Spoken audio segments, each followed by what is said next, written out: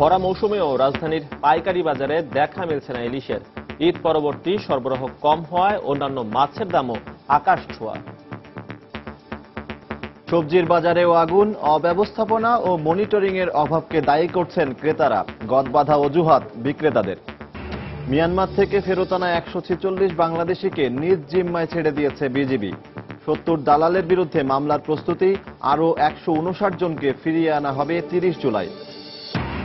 আবর্জনা অপসারণ না করায় অকার্যকর হয়ে পড়েছে রাজধানীর 10 কিলোমিটারের বেশি দীর্ঘ বক্স কালভার্ট।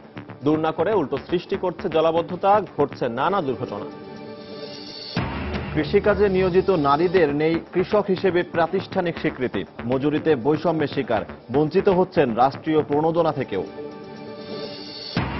জাফলংয়ে বেড়াতে গিয়ে গত 6 বছরে নদীতে ডুবে মারা গেছেন 30 পর্যটক। প্রশাসনের নেই কোনো সতর্কতামূলক পদক্ষেপ, দাবি পর্যটকদের। সচেতনতার অভাবকেই দুষছে প্রশাসন। এবং ঈদের ছুটিতে বৃষ্টি থাকলেও ভালো ব্যবসা করেছে বিনোদন কেন্দ্রগুলো। প্রত্যাশার তুলনায় বেশি দর্শনার্থীর আগমনে সন্তুষ্ট কর্তৃপক্ষ।